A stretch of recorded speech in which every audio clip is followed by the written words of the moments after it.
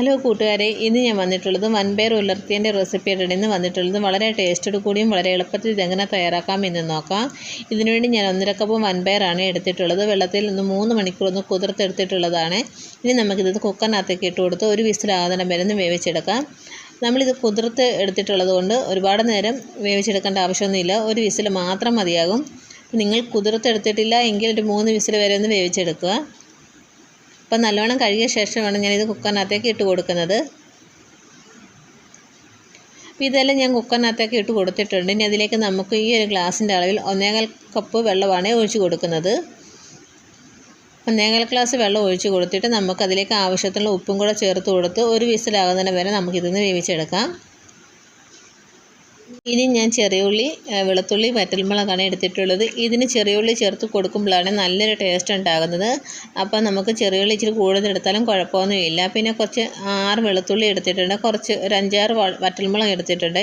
ഇത് നമുക്കൊന്ന് ചതച്ചെടുക്കാം. ഞാൻ ഇതുപോലെ ഒന്ന് അമ്മിക്കല്ലിലാണ് ചതച്ചെടുക്കുന്നത്. ഒരുപാട് അരച്ചെടുക്കേണ്ട ആവശ്യമൊന്നുമില്ല, ജസ്റ്റ് ഒന്ന് ചതച്ചെടുത്താൽ മാത്രം മതിയാകും. അപ്പോൾ നമ്മളിതെല്ലാം ഒന്ന് ചതച്ചെടുത്തിട്ടുണ്ട്.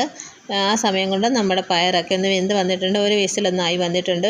ഇതിനകത്തൊരു കുറച്ച് വെള്ളമുണ്ട്. ഞാനത് അടപ്പേ വെച്ചൊന്ന് ഹൈ ഫ്ലെയിമിൽ വെച്ച് കൊടുത്തതിൻ്റെ വെള്ളം ഒന്ന് വറ്റിച്ചെടുക്കുന്നുണ്ട്. അപ്പോൾ നമുക്കിതൊന്ന് മാറ്റി വെക്കാം. അപ്പോൾ ഇത്രയും വെള്ളം മാത്രമേ നമുക്ക് അധികമായിട്ട് വന്നിട്ടുള്ളത്. ഇനി ഒരു ചട്ടി അടപ്പേ വെച്ച് ചൂടായ ശേഷം അതിലേക്ക് നമുക്ക് ആവശ്യത്തിന് വെളിച്ചെണ്ണ ഒഴിച്ച് കൊടുക്കാം. വെളിച്ചെണ്ണ ചൂടായ ശേഷം നമുക്കതിലേക്ക് കടുക് ഇട്ട് കൊടുക്കാം. കടുക് പൊട്ടി വന്നിട്ടുണ്ട്. ഇനി അതിലേക്ക് നമുക്ക് ആവശ്യത്തിനുള്ള കറിവേപ്പിലയും കൂടെ ചേർത്ത് കൊടുത്തൊന്ന് മൂപ്പിച്ചെടുക്കാം.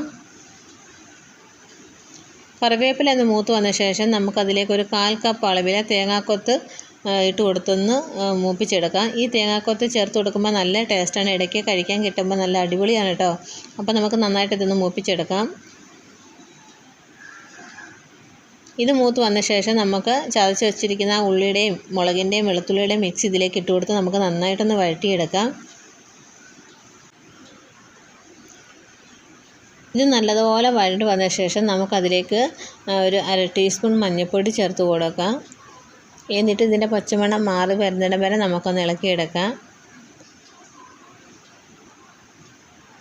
ഇനി അതിലേക്ക് നമുക്ക് ആവശ്യത്തിലുള്ള ഉപ്പും കൂടെ ചേർത്ത് കൊടുക്കാം. നമ്മൾ ഈ ഒരു മസാലയ്ക്ക് ഉപ്പ് ചേർത്ത് കൊടുത്തിട്ടില്ലായിരുന്നു. അതുപോലെ നമ്മൾ പയറിന് ഉപ്പിട്ട് കൊടുത്തിട്ടാണ് വേവിച്ചെടുത്തിട്ടുള്ളത്. അതനുസരിച്ച് വേണം നമ്മൾ ഇതിലേക്ക് ഉപ്പ് ചേർത്ത് കൊടുക്കാൻ വേണ്ടി. ഇനി ഇതിലേക്ക് നമ്മൾ വേവിച്ച് വെച്ചിരിക്കുന്ന പയർ ചേർത്ത് കൊടുക്കുക. എന്നിട്ടൊന്ന് മിക്സ് ചെയ്തെടുക്കാം. നല്ലതുപോലെ സ്പീഡിൽ ഒന്ന് ഇളക്കിയെടുക്കരുത്, നമ്മുടെ പയറൊക്കെ ഉടഞ്ഞു പോകും. അതനുസരിച്ച് വേണം നമ്മളിതൊന്ന് ഇളക്കിയെടുക്കാൻ വേണ്ടി. നല്ലോണം നമുക്കൊന്ന് മിക്സ് ചെയ്തെടുക്കാം.